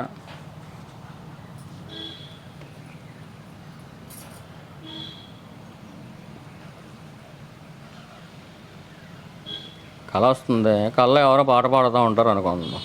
నువ్వు శ్రోతగా వింటున్నావు. పని ఆ పాటని ఎవరు రాశారు? వాడు నిజంగా ఉన్నాడా పాడటానికి? నిజంగా రాసిందా? నీ మనసు సృష్టే కదా ఆ పాట కూడా. ఆ పాట నీ మనసు సృష్టి, సాహిత్యం నీ మనసు సృష్టే, వాడు సింగ్ చేయటం, ఆ హమ్మింగ్ ఇది కూడా నీ మనసు సృష్టే, వినేది కూడా నీ మనసు సృష్టే. అక్కడ స్క్రిప్ట్ రైటర్ అంతా నువ్వే. అదే అంత నిజమే, ఇది కూడా అంతే, ఇలా కూడా అంతే. కానీ ఈశ్వర సహకారం లేకుండా అది జరగదు, ఇది జరగదు. బ్యాటరీ లేకుండా ఈ సెల్ ఫోన్ ఏం పనిచేయదు. ఎంత నెట్వర్క్ మంచిదన్నా కానీ, ఎంత సాఫ్ట్వేర్ మంచిదైనా కానీ బ్యాటరీ ఉండాలి దానికి. అలాగే ఈశ్వరుడు శక్తి ఇస్తున్నాడు, మనసు అనేది సృష్టించుకుంటూ వెళ్తుంది. అదెంతో ఇది అంతే. మనకి ఏమడుగుతున్నారంటే, శక్తిని ఇస్తాను కానీ నేను ఇచ్చిందంతా నువ్వు ఇతరులకు పెట్టేస్తున్నా. నిన్ను నువ్వు బాగు చేసుకోవటాకే, నిన్ను నువ్వు కడుక్కోవటాకే, నిన్ను శుద్ధి చేసుకోవటాకే నువ్వు ఉపయోగిస్తాయి కదా. ఏ రోజుకి ఇచ్చినా రోజు 500 కాంతలు ఇస్తుంది అమ్మ, ఏం చేస్తున్నావు? శుభ్రంగా పొయ్యిలో పెట్టేస్తున్నావు. దానికోసం ఇస్తా. నీకు శక్తిని ఇచ్చేది దేనికి? సాధన చేసుకుంటావని ఇస్తున్నారు.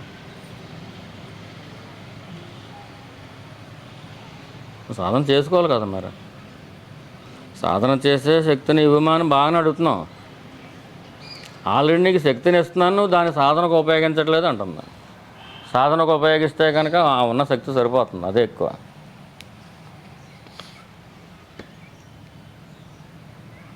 సాధన చేసే శక్తిని యోమా సంసారంలో యుక్తిని వసాగుమా. సంసారం అంటే 4 గోడల మధ్యది కాదు, మన ఇంట్లోనే కాదు, లోకమే పెద్ద సంసారం. లోకంతో సంసారం. ఏమనుకుంటారంటే ఆ మాట్లాడేటప్పుడు జాగ్రత్తగా మాట్లాడు, అది యుక్తి అనుకుంటారు. అది కాదు.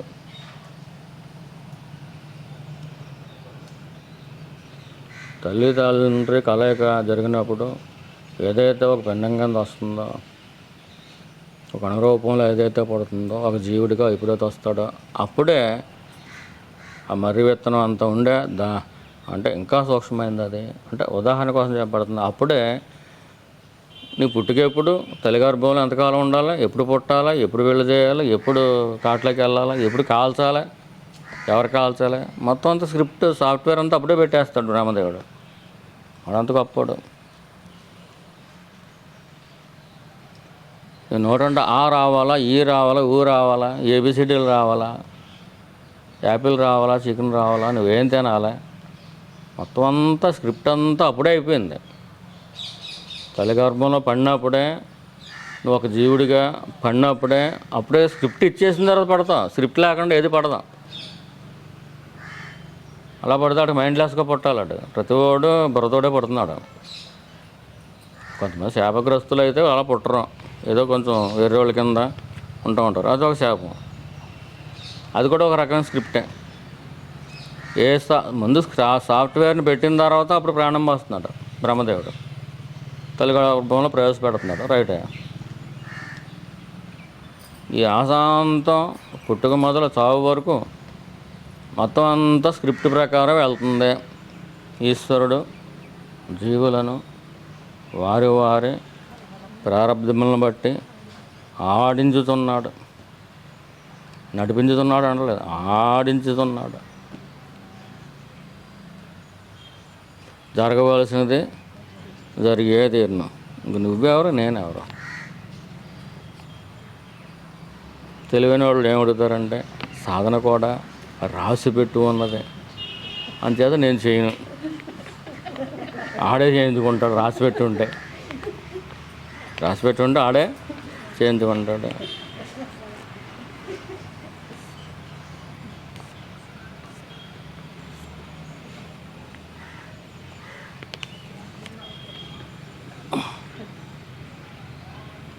అన్నిటికీ అలా చేస్తున్నారా? మరి రాసిపెట్టి ఉన్నదా జరుగుతుందని ఊరుకుంటున్నారా?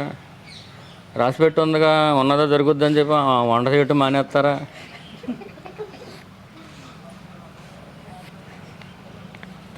కూరలు వండటం మానేస్తారా? అది రాసిపెట్టి ఉంటే అదే జరుగుద్ది అని వండటం మానేస్తారా? ఇక్కడ సీక్రెట్ ఏంటి?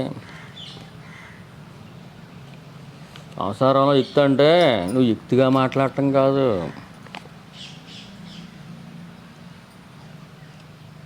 తెలివితేటలతో మాట్లాడటం కూడా కాదు. నీ డైలాగ్ ఏంటనేది ఆల్రెడీ రాసి పెట్టేసి ఉంది, అదే వస్తుంది. సాధన చేయటం కూడా అది కూడా రాసి పెట్టేది ఉంటేనే వస్తుంది. కానీ ఉదాహరణ కూడా తీసుకోండి. పుట్టుక నుంచి తెలిసిన తర్వాత ఎవరికో గురువు మంత్రం ఇచ్చాడు, అక్కడ పోయేదాకా మంత్రం చేశాడు అనుకోండి, అంత మాత్రం చేత జ్ఞానం వచ్చేయాలని లేదు. ఆ నోరా జపం పలికింది, అంత మాత్రం చేత జ్ఞానం వచ్చేయాలని కాదు.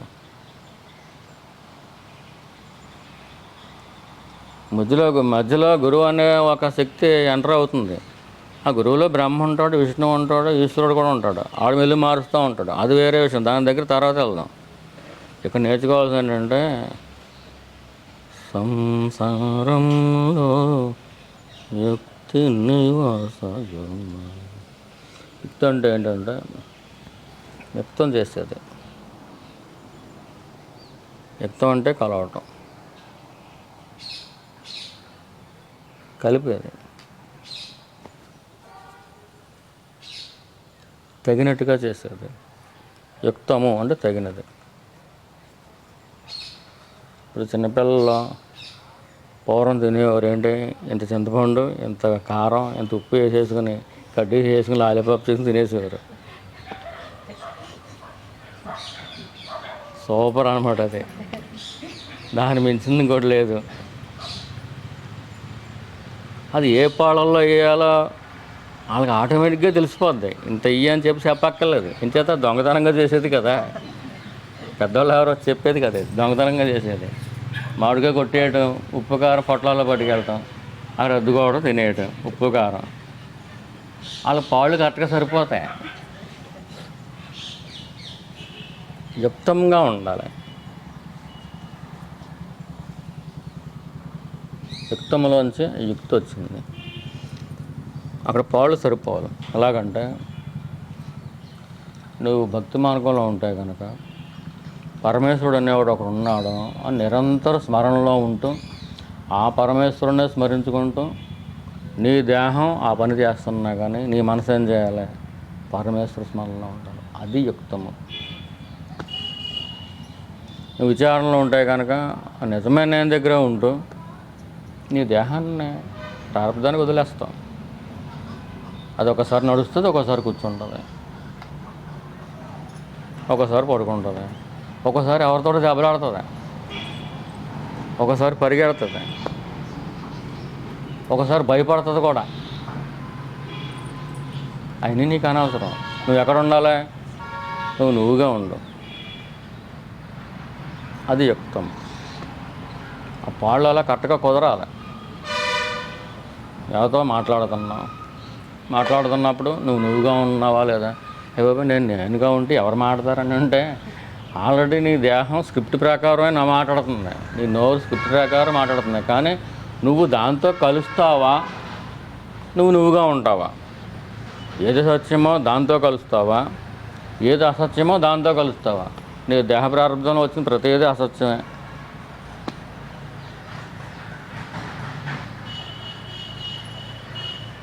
అదేండి ఇదంతా అసత్యం, దేహ ప్రారంభంతో అసత్యం అంటే అసత్యమే. భగవాన్ దగ్గరికి ఇద్దరు ఫ్రెండ్స్ వెళ్ళారు. వాళ్ళు రామాయణం గురించి ఏదో అడిగారు. ఏమన్నారంటే, మంచిదే, రాముడి మీద గౌరవం లేదు, పోనీ దేవుడు కాదనుకుంటే పోనీ అలా వదిలేండి, ఏం పర్వాలేదు, ఒకవేళ రామాయణం జరిగినా నిజం కాదు అన్నారు. ఎంచేత అంటే రామాయణం జరిగినా నిజం కాదు అంటామేంటి? మరి ఇంత గొప్ప రామాయణాన్ని, ఇంత గొప్పదాన్ని అవమానించినట్ట ఒక మహర్షి అలా ఎందుకు అవమానిస్తాడు? కాదు. ఆయన ఏం చెప్పారు, ఈ లోకం ఇప్పుడు కలియుగం నడుస్తుంది, ఇదంతా కూడా జాగ్రత్త అవస్థలో నడుస్తుంది. జాగ్రత్త అవస్థ నిజమా? కాదు. మహాభారతం జరిగింది, ద్వాపరయుగం జరిగింది, ఆ యుగం అంతా జరిగింది. ఆ జరిగిందే ఇదంతా దేంట్లో జరిగింది? మెలకువలోనే కదా. ఏంటి మెలకువ? అది నిజమా? అది జాగ్రత్త అవస్థ. మనకి నిద్ర, జాగ్రత్త, స్వప్నం 3 వస్తుంది. ఈ జాగ్రత్తలోకనే కనిపిస్తుంది నీకు జగత్తు. జగత్తు ఎప్పుడు కనిపిస్తుంది నీకు? జాగ్రత్త అవస్థలో ఉన్నాక కనిపిస్తుంది. మరి మహాభారతం అంతా జరిగింది, జరగలేదు అంటలేదు. కానీ జరిగినా నిజం కాదంటున్నారంటే భగవాన్ ఏంటి? అదంతా కూడా నువ్వు ఎక్కడ చూశారు? అప్పట్లో జనాలు జాగ్రత్త అవస్థలో చూశారు. మనం కూడా ఇప్పుడు ఈ లోకాన్ని జాగ్రత్త అవస్థలో చూస్తున్నాం. అంటే మెలకు వచ్చిన తర్వాత, నిజమైన మెలకు కాదులేండి అది, ఒక మెలకు వచ్చింది, నిద్రలోంచి పడుకున్నాం, మెలకు ఉన్నాం. ఈ మెలకు వచ్చిన తర్వాత ఈ లోకాన్ని చూస్తున్నాం. దీనికి అంతరికి ఏం పేరు పెట్టారు? జాగ్రత్త అవస్థ. ఇదంతా ఒక అవస్థ అన్నారు, కానీ నిజము అనలా. అంచేత రామాయణం జరిగిన నిజం కాదులేండి అన్నారు.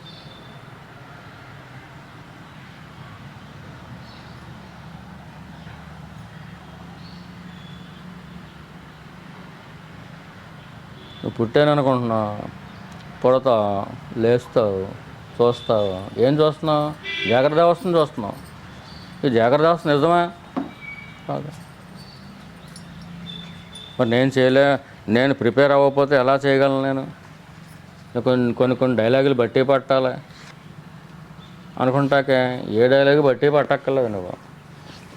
నేను ఏమిటంటా, ఏ మాట లాగాలనేది ఈశ్వరుడు నిర్ణయించాడు. పుట్టకముందే నిర్ణయం చేశాడు ప్రతి డైలాగు.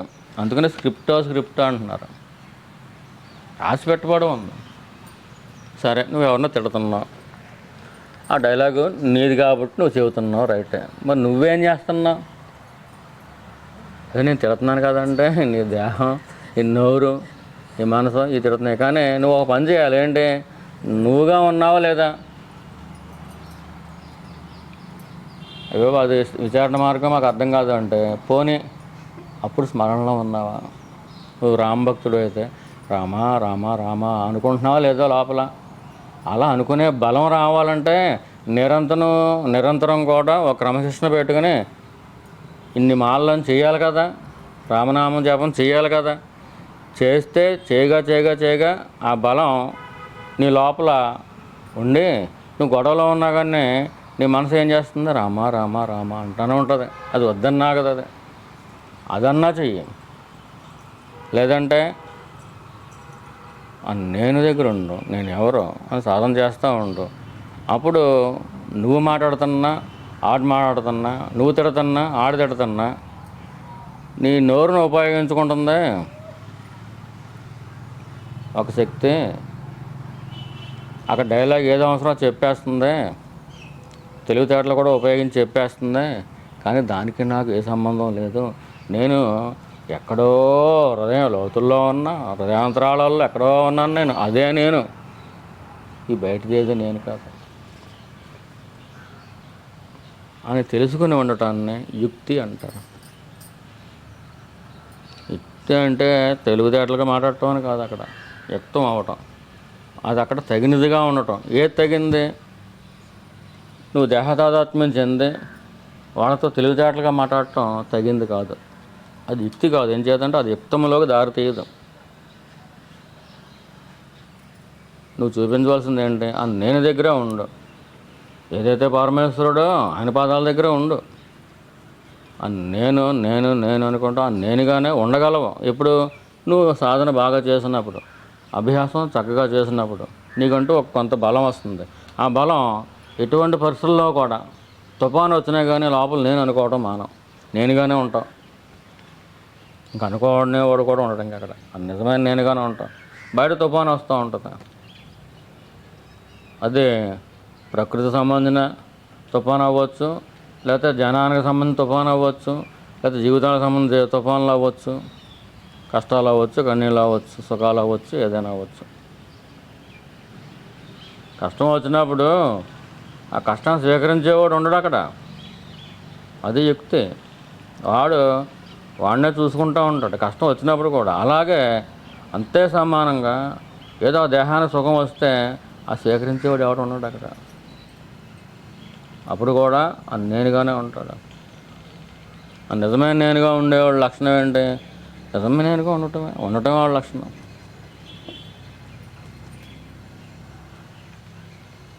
వాళ్ళు ఎప్పుడు ఉండటంగానే అయిపోయారు. ఇంకా వాళ్ళ ఒంటి మీదకి ఏది వస్తే ఏంటి? అక్కడ కిరీటం పెట్టుకుంటే ఏంటి, లేకపోతే గుర్రాలు తోలుతాయి ఏంటి? పెద్ద పనే ఉంది, చిన్న పనే ఉంది. జ్ఞానాభ్యాసము నిష్టగయోము. ఇది అభ్యాసం, జ్ఞానాభ్యాసం అంటే ప్రాక్టీస్. అభ్యాసం అంటే ఏంటి? ప్రాక్టీస్.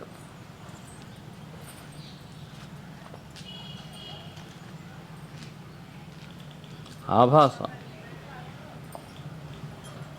అయితే పొద్దున్న చేసింది అది కొనసాగింపు. ఒక గంట చేసామనుకో నేను అనేది, దాని పవర్ మొత్తం అంతా వచ్చేస్తుంది. సాయంత్రం పడుకునే వరకు కూడా వచ్చేస్తుంది. సాయంత్రం చేసామనుకో తెల్లవారులో ఉంటుంది. తెల్లవారులు నువ్వుగా ఉంటావు. నీ దేహం నిద్రపోయిందన్న సంగతి కూడా నీకు తెలుస్తూ ఉంటుంది. దేహాన్ని వేరుగా ఉండే చూస్తూ ఉంటావు నువ్వు. ఈ అవస్థాత్రయాలు మూడు ఒకటైపోతాయి.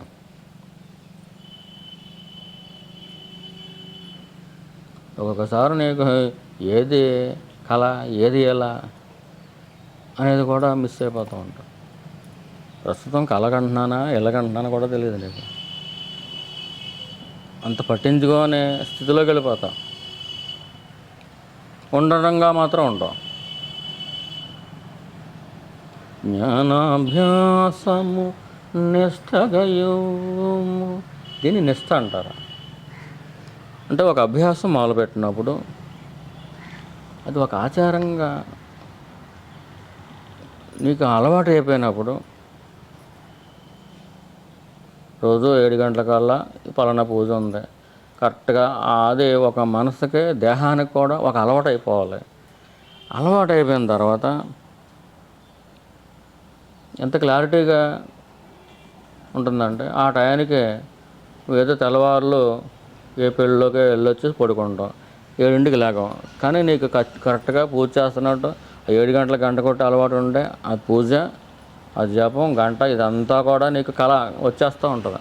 కళలో నువ్వు పూర్తి చేస్తావు, చేసినట్టే. అది దానిని ఆ స్థితిలోకి వెళ్ళిపోవటం నిష్ట అంటారు.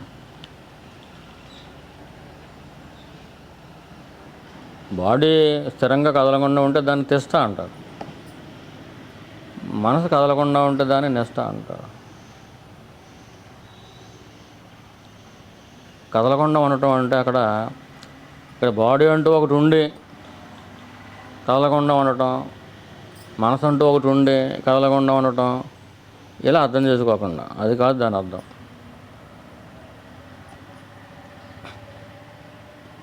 బాడీకి తిష్ట. బాడీ ఉన్నదనుకుంటే మనసుకే నిష్ట. అది ఉన్నప్పుడు ఉన్నదనుకునే వాళ్ళకి. మరి ఆ నిష్ట అంటే ఏంటి? రిపీటెడ్గా నువ్వు చేయగా నీ అంతరాల్లోకి వెళ్ళిపోద్ది, ఎక్కడికో వెళ్ళిపోద్ది. ఒకవేళ ఏదో తప్పు చేసి కుక్కగా పుట్టినా కానీ వాడు విష్ణు భక్తుడైతే ఏకాదశి రోజుని ఉపవాసం చేస్తాడు. ఏమీ తినబుద్ధి కాదు. ఏకాదశి రోజు అంటూ క్యాలెండర్ చూసే అవకాశం దానికి రాదు కుక్కకి. కానీ పూర్వజన్మల్లో చేసుకున్న ఆ సాధన ఎంత అలవాటు అయిపోయిందంటే, అదే మనసు కుక్కగా పుట్టి కుక్క జన్మలో ఉన్నా కానీ ఏకాదశి వచ్చేసరికి ఎవరు చెప్పారు దానికి పంచాంగం? చెప్పలా. కానీ అంతకుముందు మానవుడిగా ఉన్నప్పుడు ఎన్నో ఏకాదశులు ఎన్నో చేసి బాడీకి మనకు తెలియకుండానే ఒక మెలకు వచ్చేస్తుంది. మీకు 3ంటికి ఏదో పని వచ్చింది, కంపల్సరీ లేగాలి అనుకుంటారు. నేను 3ంటికి కొంతమంది అయితే ఏం చేస్తారో తెలివైన వాళ్ళు అలారం పెట్టుకుంటారు. తెలివి తక్కువ వాళ్ళు అంటే అలారం పెట్టరు, కరెక్ట్గా 3ంటికల్లా మెలకు వచ్చేద్ది. వాళ్ళకి అలారంతో పని లేదు. 3ంటికి లేవాలనుకుంటారు, కరెక్ట్గా ఒక లోపల కౌంటింగ్ ఎప్పుడు చేస్తూ ఉంటాడు. నీ నిద్రకి ఏమాత్రం భంగం కలిగించకుండా కరెక్ట్గా 3ంటికల్లా కరెక్ట్గా మెలకు ఇచ్చేస్తాడు. మనసుకి ఇలాగా మనకు అర్థమైంది కదండి. అలా ఏకాదశి క్యాలెండర్ చూసుకోక్కర్లా, లోపల క్యాలెండర్ ఒకటి ఉంటుంది. దాని ప్రకారం కరెక్ట్గా ఇది 9వ రోజు అయింది, 10వ రోజు అయింది, ఇవాళ 11వ రోజు, నువ్వు యాసిడ్లు ఏం పుట్టినవకం అని చెప్పి అన్నీ బొబ్బమంటాయి, బొబ్బుంటాయి. అసలు ఆకలే తెలియదు.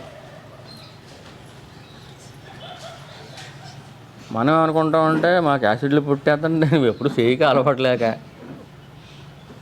అలవాటుగా చేసుకునే వాళ్ళకి అసలు యాసిడ్డే పుట్టదు, లోపల కడుపులో మంట ఎందుకు వస్తుంది.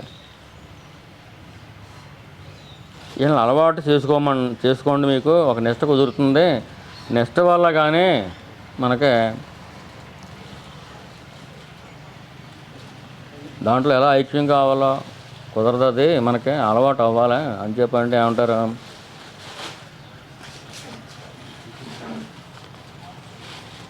అలా చేస్తేనే దేవుడా, ఊళ్ళోకి వెళ్తేనే దేవుడా, దండం పెడితేనే దేవుడా. వాళ్ళకి ఇష్టం లేదని చెప్పరు, మేము చేయలేము అని చెప్పరు, ఉపవాసాలు గట్ట మేము చేయలేము అని చెప్పరు. ఏమంటారా, గుళ్ళోనే దేవుడు ఉన్నాడా, ఇచ్చేస్తేనే ఇది వస్తుందా. స్వర్గానికి మోక్షానికి తేడా తెలియని వాళ్ళు అందరూ నీళ్ళ.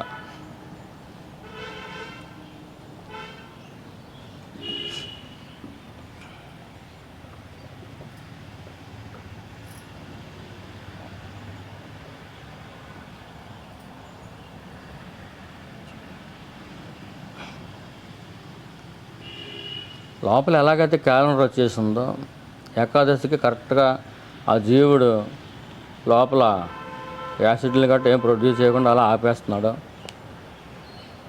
అదే జీవుడు కుక్క దేహంలోకి వెళ్ళినా కానీ ఈ లోపల ఉన్న ఈ సాఫ్ట్వేర్ మారదు. అంచేత కుక్క జన్మలో ఉన్నా కానీ ఏకాదశి పూట పచ్చి అన్నం అలా నీళ్ళే తాగదు, అలా ఉండిపోద్ది ఎంతో చోట. ఇంకా వాడికి అలవాటు ఉండి చేయటం, అలవాటు భక్తి ఇంకా ప్రపత్తులు పెంపొందించుకుని ఉన్నవాడు అలా పుట్టాడు అనుకోండి, ఆ రోజున ఏదో గుడి బయట అలా తిరుగుతూ ఉంటారు, ప్రదర్శనలు చేస్తూ ఉంటారు. కొన్ని కుక్కలు అయితే లోపలికి వెళ్ళి చేస్తాయి. ఇది ఎందుకు చెప్పబడుతుందంటే, జ్ఞానాభ్యాసము నిష్ఠగా యువము. నేను ఎవరు నేను అనేది అభ్యాసం నువ్వు నిష్ట కింద మార్చే. నేను తలంపు పెట్టుకుని నేను ఎవరని చెప్పి నేను చూసుకోవటం ఏంటి. ఇంకా మెలుగు వచ్చినా అసలు మెలుగు రాకముందే ఒక నిష్ట ఇచ్చే నాకు. అంటే జాగ్రత్త అవస్థలోనే మనం సాధన చేయగలం కాబట్టి అన్న జాగ్రత్త అవస్థ అంతట్లోనూ కూడా నేను దగ్గర నువ్వు పెట్టేయంటే వాడు పెట్టేస్తాడు. మరి నువ్వు కాళ్ళ చేతులు ఆడించకుండానే, అర్జునుడు కాళ్ళ చేతులు ఆడించకుండానే కౌరవులందరూ చచ్చిపోతారా? వీడి బాణం తీయాలి, గురి చూసి కొట్టాలి కదా, వీడు అలవాటు చేయాలి కదా ముందు, అంచేత అలవాటు చేయి. నిష్ఠ యుక్తంతో కూడిన నిష్ఠ నువ్వు అలవాటు చెయ్యి. పుట్టేప్పుడు ట్రై చేయి నువ్వు. అది నిష్ఠగా వచ్చేలా ట్రై చేయి. నిష్ఠగా వచ్చిన తర్వాత ఇప్పుడు అమ్మవారు ముందు నుంచే చేసేస్తూ ఉంటుంది. మనం ఏంటంటే ఈ రకరకాల మన దగ్గర ఉన్నది ఏంటంటే ఎవరో మన పక్క వాళ్ళు ఎవరో ఉంటారో వాళ్ళ తలంపులతో కలిసిపోతూ ఉంటాం. ఇంట్లో అయినా బయట అయినా మన చుట్టుపక్కల ఉన్న వాళ్ళతోటి వాళ్ళ తలంపులతో మమేకం అయిపోతూ ఉంటాం. మనం స్తబ్దంగా ఉండి మన సాధన మనం చేసుకుంటూ వెళ్తే మన తలంపులు వాళ్ళ మీద ప్రభావం చూపిస్తాయి. మనం అంత బలవంతులం కాదు. అంచేత ఇంట్లో వాళ్ళు ఉన్న వాళ్ళందరి తలంపులు మన మీద పడుతూ ఉంటాయి. నువ్వు జ్ఞానాభ్యాసం చెయ్యి. చేయగా ఎప్పుడైతే యుక్తిని పాటిస్తావో, అంటే తానుగా ఉంటూనే నిజమైన నేనుగా ఉండటంగా ఉంటూనే ఇవన్నీ జరిగిపోతూ ఉంటాం అనేది నువ్వు అలా ఉదాసీనంగా ఉంటూ చూడగలుగుతూ ఉంటావా?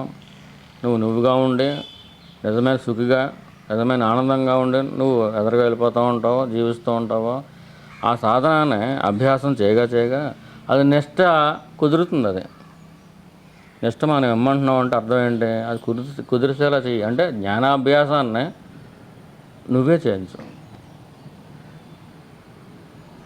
నేను నేను నేను అనేది అది నువ్వే చేయించమ్మా. ఎంతగా చేస్తూ ఉంటే ఇంక నేను మర్చిపోలేనంతగా నా ప్రాణం దాని నుంచి వేరు కాకుండా, ప్రాణం ఉన్నంతసేపు కూడా ఇంక నిష్టే.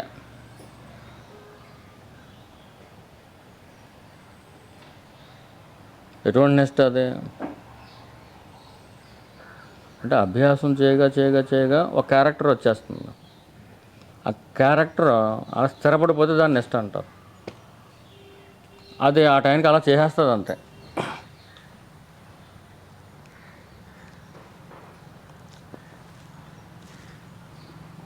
అది ఒక వాసన అని చెప్పటానికి లేదు, కానీ సద్వాసనగా మారిపోవాలి నిష్ట.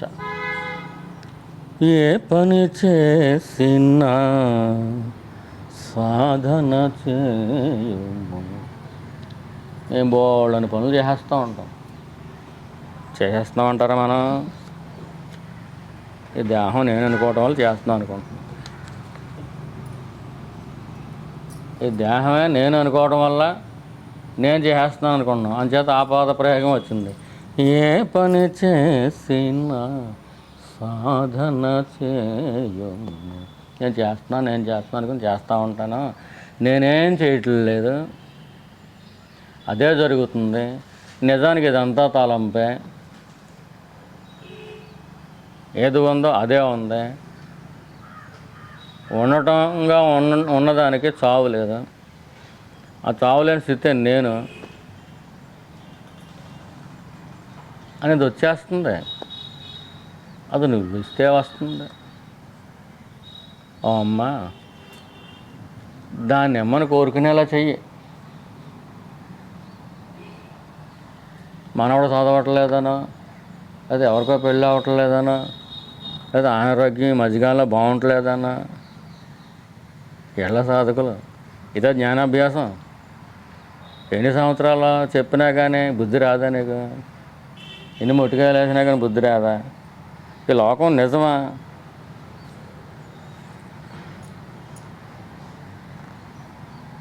ఈ జన్మలో ఒక కుటుంబం ఉంది, పూర్వజన్మలో కూడా అదే కుటుంబం ఉందా? అంత ముందు జన్మలో కూడా అదే కుటుంబం ఉందా? ఈ మాయలో పడి, కుటుంబం మాయలో పడి అక్కడ ఏదో జరగాలి, అన్నీ కూడా రాసి పెట్టేసిన తర్వాతే భూమి మీదకి వస్తారని చెప్పినప్పుడు నువ్వు ఇలా రాసిపెట్టు, మళ్ళీ ఏదన్నా తప్పుగా రాసేసేవమ్మో, ఒప్పుగా రాయి. ఇక్కడ ఎందుకు వచ్చింది చాలా చిత్తం. ఇది పవిత్రత. పవిత్రత అంటే ఏదో క్యారెక్టర్ ఇదొకటే అర్థం చేసుకోకుండా ఇది పవిత్రత. ఇది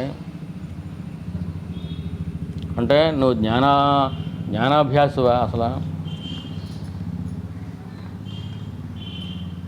అమ్మా పార్వతి అరుణాచల సతే,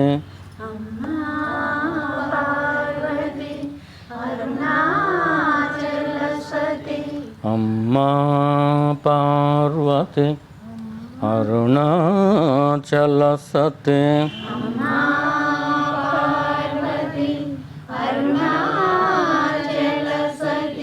అపేతకు చాంబ మామర వినుమా,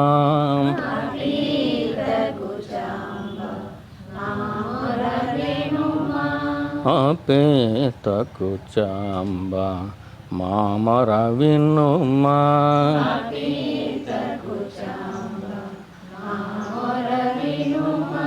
నీ పతి స్మరణము, నీ పతి జపము, నిజ నేను వేదకే, పవిత్రత నిమ్ము, నీ పతి స్మరణము నీ పతి జపము నిజ నేను వేదకే పవిత్రత నిమ్ము జ్ఞానమున సాగేడి అరుణాచలుని జ్ఞానమున సాగేడి అరుణాచలుని పాదము పట్టగా మాయను తొలగించు పాదము పట్టగా మాయను తొలగించు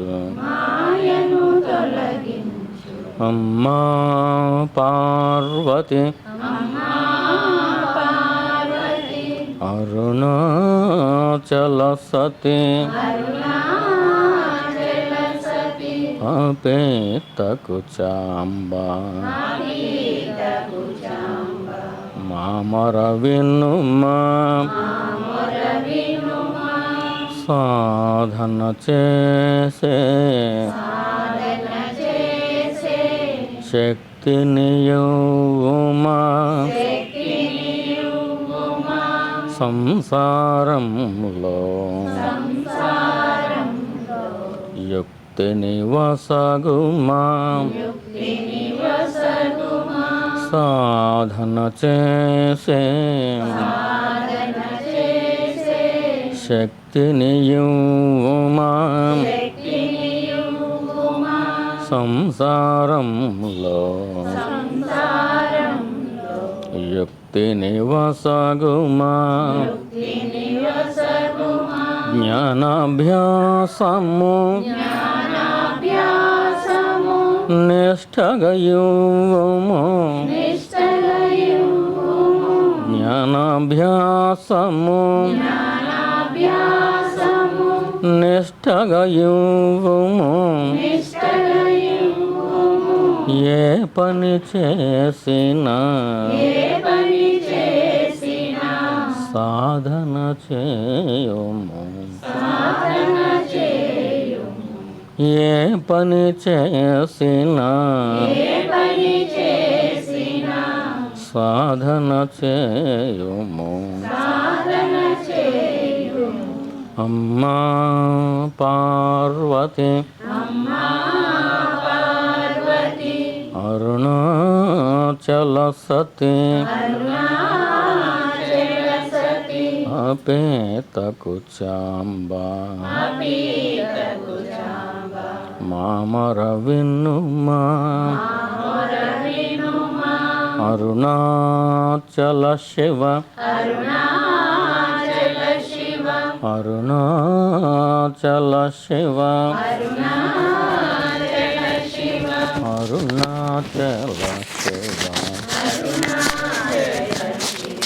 అరుణాచల అరుణాచల శివ అరుణాచల శివ అరుణాచల శివ అరుణాచల అరుణాచల శివ అరుణాచల శివ అరుణాచల శివ అరుణాచల అరుణాచల అరుణాచల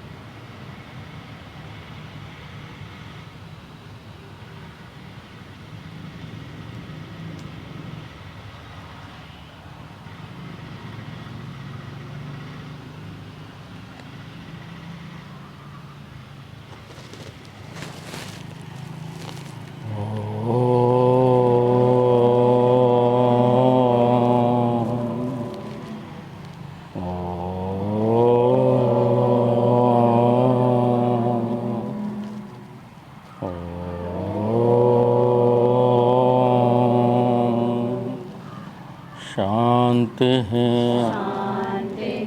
शांति शांति। Thank you.